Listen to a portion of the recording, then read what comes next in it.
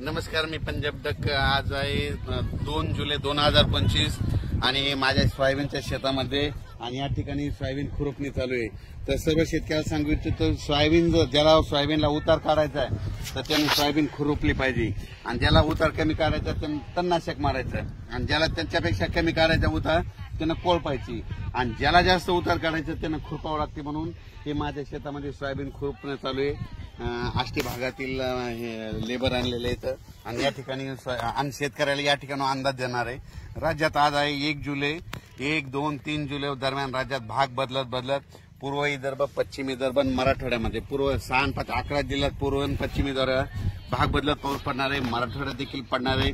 सांगायचं झालं तर हा पाऊस बीड जिल्ह्यात देखील आहे, लातूर जिल्ह्यात देखील पडणार आहे, धाराशिव देखील जिल्ह्यात पडणार आहे, परभणी जिल्ह्यात देखील आहे, हिंगोली देखील आहे. म्हणून हा अंदाज आहे. पण राज्यात सांगायचं झालं तर नांदेड जिल्हा, हिंगोली जिल्हा, वाशिम जिल्हा या ठिकाणी भाग बदलत पाऊस पडणार आहे. म्हणून हा अंदाज लक्षात, म्हणजे 3 जुलैपर्यंत हा पाऊस पडणार आहे. म्हणून हा अंदाज लक्षात येतात. राज्यातल्या सर्व शेतकऱ्याला सांगू इच्छितो की जसे वेगवार बसेल तसे शेतीचे कामं करत राहा. पाऊस दररोजच पडत राहणार आहे, म्हणजे एकदम असा बंद काही होणार नाही. म्हणून सर्व शेतकऱ्यांनी हा अंदाज लक्षात घ्यायचा. तर राज्यातल्या सर्व शेतकऱ्याला सांगू इच्छितो की बीड जिल्ह्यात काही भागात पडला, आज ह्या 2, 3, 4 जुलैपर्यंत तिकडे देखील काही भागात पाऊस पडत जाईल.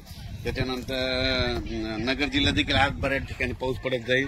म्हणजे सांगायचं झालं तर पाऊस दररोजच वेगवेगळ्या भागात पडणार आहे. सर्वदूर असं सगळीकडे सारखा पडणार नाही, भाग बदलत पडणार आहे. म्हणून हा अंदाज लक्षात घ्यायचा. आणि त्याच्यानंतर 5, 6 जुलै, 7 आणि 8च्या दरम्यान एकदा पावसाचं वातावरण राहणार आहे. पण सगळ्यात वरून राज्याची कृपा फक्त विदर्भावर जास्त, म्हणजे विदर्भात 6 आणि 5 11 जिल्ह्यामध्ये मात्र तिकडल्या भागामध्ये चांगला पाऊस पडणार आहे. म्हणजे हे सांगायचं झालं तर. आणि आपल्या मराठवाड्यामध्ये काय होणार की दररोज वेगवेगळ्या भागात दररोज भाग बदलत पडणार आहे. कोणाचं पीक काही जाणार नाही, म्हणून हा अंदाज लक्षात घ्यायचा. आणि अचानक वातावरणात बदल झाला तर लगेच एक मेसेज दिले जाईल. आणि हे मी माझं सोयाबीनचं क्षेत्र आहे कम्प्लीट अचानक 22 दिवस झाले, तर पाहू शकता हे कसं पीक आलेलं आहे. आणि या ठिकाणून खुरपणी चालू आहे. खुरपणी केल्याच्या नंतर काय होतं, उतार येतो. आणि तुम्हाला सांगतो ही पाहू शकता सोयाबीन अशी आलेली, त्याच्यामुळे म्हणलो चांगले कीटकनाशक मारा. ही पानं खाणारी आळी आहे.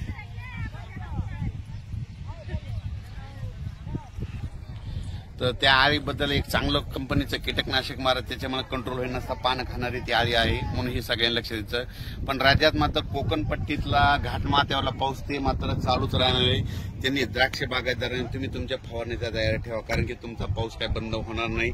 आणि राज्यात मात्र मराठवाड्यातला आणि पूर्व विदर्भ आणि पश्चिम विदर्भ या भागात देखील पाऊस असणारच आहे. म्हणजे 3, 4 जुलैपर्यंत दररोज वेगवेगळ्या भागात पाऊस पडणार आहे. एकदम काय बंद होणार नाही, त्याच्यामुळे काही चिंता करायची गरज नाही.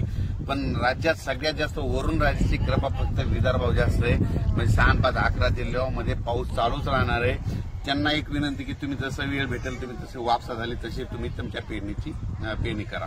धन्यवाद. शेतकरी बांधवांनो, जर तुम्हाला आजचा व्हिडिओ आवडला असेल तर व्हिडिओला लाईक करा. या व्हिडिओला जास्तीत जास्त शेतकरी बांधवांपर्यंत नक्की शेअर करा आणि आपल्या चॅनलला सबस्क्राईब करून ठेवा. कारण जर वातावरणामध्ये अचानक काही बदल झाला तर सर्वात अगोदर तुम्हाला आपल्या चॅनलवरती पाहायला मिळेल. भेटूया पुन्हा एकदा अशाच एखाद्या महत्त्वपूर्ण व्हिडिओ सोबत. तोपर्यंत जय हिंद, वंदे मातरम, धन्यवाद.